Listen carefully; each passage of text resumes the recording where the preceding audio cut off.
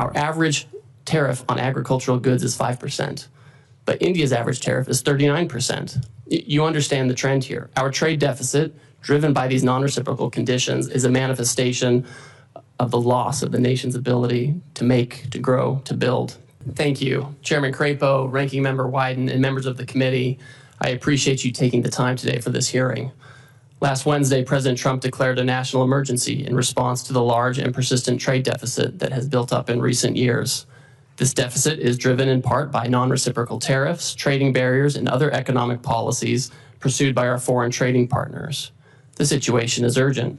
President Trump imposed tariffs to address this emergency, and these measures are aimed squarely at achieving reciprocity and reducing our massive trade deficit to reshore production in the United States. This national emergency declaration and tariff action is the most significant change in U.S. trade policy since we allowed China to join the World Trade Organization.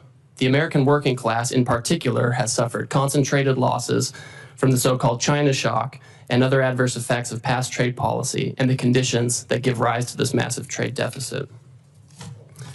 You've heard some of these numbers before. The United States has lost 5 million manufacturing jobs and 90,000 factories since 1994. President Biden left with a $1.2 trillion trade deficit in goods, the largest of any country in the history of the world. The United States' share of world manufacturing output declined from 2001 to last year. In the fourth quarter of 2024, U.S. manufacturing as a share of gross domestic product was the lowest it had been in 20 years. During COVID, we were unable to procure semiconductors to build our cars or materials for pharmaceuticals and personal protective equipment. During World War II, we built nearly 9,000 ships. Last year, the United States built only 3 ocean-going vessels.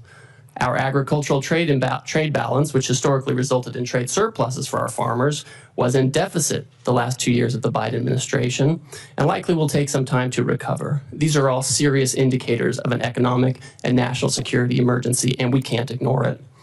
One important driver of these negative trends has been unfair, unbalanced, and non-reciprocal trade. This includes the effect of higher tariffs imposed by other countries on the United States, the effect of non-tariff measures that promote other countries' exports and obstruct U.S. exports, and other foreign economic policies favoring overproduction and degrading America's manufacturing capacity. And the lack of reciprocity is an important driver of our global trade deficit and with particular countries. So it's common sense to focus on these indicators. For example, the European Union can sell us all the shellfish they want, but the EU bans shellfish from 48 states. The result is a trade deficit in shellfish with the EU. We only charge a 2.5% tariff on ethanol, but Brazil charges us an 18% tariff. The result? We have a large trade deficit in ethanol with Brazil. Our average tariff on agricultural goods is 5%, but India's average tariff is 39%. You understand the trend here. Our trade deficit, driven by these non-reciprocal conditions, is a manifestation of the loss of the nation's ability to make, to grow, to build. And the president recognizes the urgency of the moment. On the first day of his second term, President Trump issued a comprehensive memorandum setting out his trade policy directive. And over the past 10 weeks, he has executed on nearly all of these priorities. He has tightened tariffs on steel and aluminum. He's imposed new measures on auto and auto parts not made in the United States. And on April 2nd, the president declared the national emergency that we've discussed. And so the president has imposed a reciprocal tariff along with a global baseline tariff to achieve reciprocity with other countries and to drive the dangerous deficit down. And the president's strategy is already bearing fruit. Over the past few weeks, a planned layoff for an auto production shift in Tennessee has been suspended. Another automaker is hiring additional employees and expanding overtime to increase auto production in Indiana. Companies have announced $4 trillion in new investment in the United States. Nearly 50 countries have approached me personally to discuss the president's new policy and explore how to achieve reciprocity, and they've spoken with many members of the administration.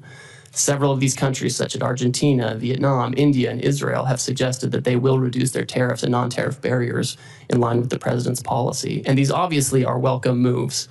Our large and persistent trade deficit has been over 30 years in the making, and it will not be resolved overnight, but all of this is in the right direction, particularly as we start to negotiate with these countries. We must move away from an economy that's based solely on government spending and the financial sector, and we must become an economy based on producing real goods and services that provide jobs for working class and middle class Americans in their communities. This adjustment may be challenging at times, and in a moment of drastic overdue change, I'm confident, I'm certain that the American people can rise to the challenges they've done before. I appreciate this committee's interest in President Trump's trade agenda. I'm glad we're talking about this. It's created debate. And we may not agree on everything, but I know that you want to do what's best for America. So does the president, and so do I, and we'll collaborate together on this. Thank you again for your time, and I look forward to our conversation.